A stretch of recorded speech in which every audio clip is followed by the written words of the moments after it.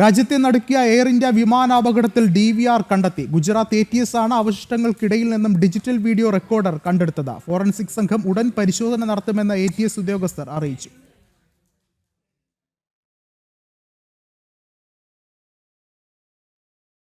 കൂടുതൽ വിവരങ്ങളുമായി ഗൗതം അനന്തനാരായണൻ ചേർന്നുണ്ട്. ഗൗതം, നിർണായകമായ നടപടികളാണ് പുരോഗമിക്കുന്നത്. ഡിജിറ്റൽ വീഡിയോ റെക്കോർഡർ കണ്ടെടുത്തിരിക്കുന്നു. ഇനിയുള്ള നടപടികൾ എങ്ങനെയാകും? എന്താണ് മറ്റു വിവരങ്ങൾ? വിഷ്ണു,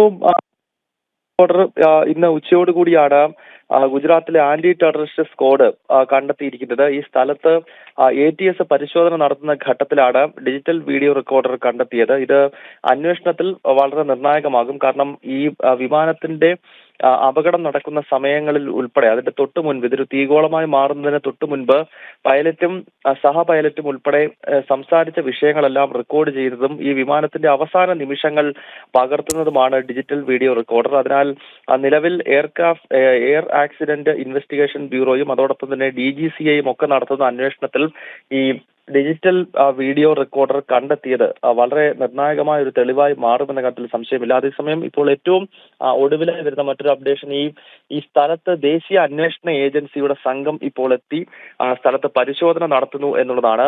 കാരണം നമുക്കറിയാം NIA ഭീകര വിരുദ്ധ പ്രവർത്തനം നടത്തുന്ന ഏജൻസിയാണ്. അതായത് ടെററിസ്റ്റ് ആക്രമണങ്ങളും അതല്ലെങ്കിൽ ഭീകര സ്വഭാവമുള്ള കേസുകളും അട്ടിമറികളും ഒക്കെ അന്വേഷിക്കുന്നതാണ് ദേശീയ അന്വേഷണ ഏജൻസി. ഇപ്പോൾ ഈ വിമാനം തകർന്ന സ്ഥലത്ത് NIAയുടെ ഉദ്യോഗസ്ഥർ കൂടി എത്തുകയാണ്. കാരണം ഇതിൽ എന്തെങ്കിലും അട്ടിമറിയോ അതല്ലെങ്കിൽ മറ്റെന്തെങ്കിലും ഭീകരബന്ധമോ ഒക്കെ ഉണ്ടോ എന്നത് സംബന്ധിച്ചുള്ള ചില അന്വേഷണങ്ങൾ കൂടി ഇതിന്റെ കൂടെ നടത്തേണ്ടതുണ്ട്. അത്തരം ഒരു അട്ടിമറിയല്ല, മറിച്ച് സാങ്കേതികമായ പ്രശ്നങ്ങൾ തന്നെയാണ് ഈ വിമാനാപകടത്തിന് കാരണം എന്ന സൂചന തന്നെയാണ് കേന്ദ്ര സർക്കാർ നൽകുന്നത്. അല്ലാതെ അട്ടിമറിക്കോ അല്ലെങ്കിൽ മറ്റ് സാധ്യതകളോ ഒന്നും തന്നെ സർക്കാർ വൃത്തങ്ങൾ നൽകുന്നില്ല. എങ്കിൽ പോലും ഈ ദുരന്തത്തിന്റെ ഒരു വ്യാപ്തി കണക്കിലെടുത്തുകൊണ്ട് ഇപ്പോൾ NIA സംഘവും ഈ പ്രദേശത്തെത്തി പരിശോധന നടത്തുന്നു. DGCAയുടെ സംഘവും ഈ സമയം ഈ ദുരന്തം നടന്ന സ്ഥലത്ത് പരിശോധന നടത്തുന്നതായാണ് മനസ്സിലാക്കാൻ കഴിയുന്നത്. വിഷ്ണു, ഗൗതം സൂചിപ്പിച്ചതുപോലെ ഈ ഒരു അപകടവുമായി ബന്ധപ്പെട്ട നിരവധി ചോദ്യങ്ങൾ തന്നെയാണ് ഉയർന്നത്. എന്നാൽ ഈ ഒരു സാഹചര്യത്തിൽ ഈ അട്ടിമറി ശ്രമങ്ങൾ തുടങ്ങിയ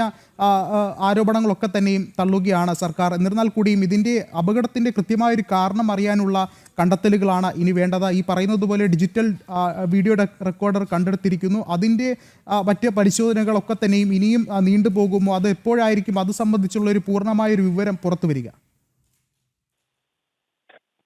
വിഷ്ണു, ഈ അന്വേഷണത്തിൽ വലിയ തോതിലുള്ള സമയമെടുക്കുമെന്ന കാര്യത്തിൽ തർക്കമില്ല. കാരണം ഈ വിമാന അപകടങ്ങൾ സംബന്ധിച്ചുള്ള അന്വേഷണങ്ങളുടെ അന്തിമമായ റിപ്പോർട്ടുകൾ വളരെ സമയമെടുത്ത് മാത്രമേ പുറത്തു വരാറുള്ളൂ.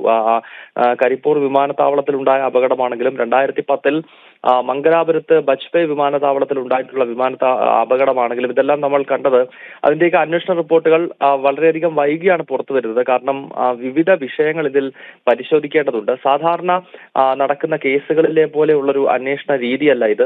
ആകാശത്ത് നടക്കുന്ന ഒരു ദുരന്തമാണ്. സ്വാഭാവികമായും അതുമായി ബന്ധപ്പെട്ട അന്വേഷണം ചില കാര്യങ്ങൾ പ്രത്യേകം പരിഗണിച്ച് മാത്രമേ മുന്നോട്ട് പോവുകയുള്ളൂ. അതിനാൽ ഇതിന്റെ ഒരു അന്തിമമായ നിഗമനം എന്താണ്, ഈ അപകടത്തിന്റെ യഥാർത്ഥ കാരണം എന്നതിന്റെ ഈ അന്തിമമായ അന്വേഷണ റിപ്പോർട്ടൊക്കെ വരണമെങ്കിൽ വലിയ തോതിലുള്ള താമസം ഉണ്ടാകുമെന്ന കാര്യത്തിൽ യാതൊരു സംശയവുമില്ല. പക്ഷെ പ്രാഥമികമായ അന്വേഷണമാണ് ഇപ്പോൾ നടന്നുകൊണ്ടിരിക്കുന്നത്. അത് പ്രധാനപ്പെട്ട അന്വേഷണം നടന്നത് എയർക്രാഫ്റ്റ് ആക്സിഡന്റ് ഇൻവെസ്റ്റിഗേഷൻ ബ്യൂറോയാണ്. ഇന്നലെ ഈ അപകടം ഉണ്ടായതിനു ശേഷം കേന്ദ്ര വ്യോമയാന മന്ത്രി റാംമോഹൻ നായിഡുവാണ് ഈ എയർക്രാഫ്റ്റ് ആക്സിഡന്റ് ഇൻവെസ്റ്റിഗേഷൻ ബ്യൂറോയെ ഇതിന്റെ അന്വേഷണം ഏൽപ്പിച്ചിരിക്കുന്നത്. ഒപ്പം DGCAയുടെ അന്വേഷണമുണ്ട്. ഇത് കൂടാതെ മറ്റൊരു ഉന്നതതല കമ്മിറ്റി ഇതുമായി ബന്ധപ്പെട്ടുള്ള അന്വേഷണം നടത്തുമെന്നും കേന്ദ്ര സർക്കാർ ഇതിനകം തന്നെ അറിയിച്ചിട്ടുണ്ട്. ഇത് കൂടാതെയാണ് ദേശീയ അന്വേഷണ ഏജൻസിയും ഗുജറാത്ത് ATSഉം ഉൾപ്പെടെയുള്ള സംഘങ്ങൾ കൂടി ഈ പ്രദേശത്ത് പരിശോധന നടത്തുന്നത്. കാരണം അട്ടിമറി സാധ്യതകളൊക്കെ തന്നെ സർക്കാർ ഇപ്പോൾ തള്ളുന്നുണ്ടെങ്കിൽ പോലും ഏതെങ്കിലും രീതിയിലുള്ള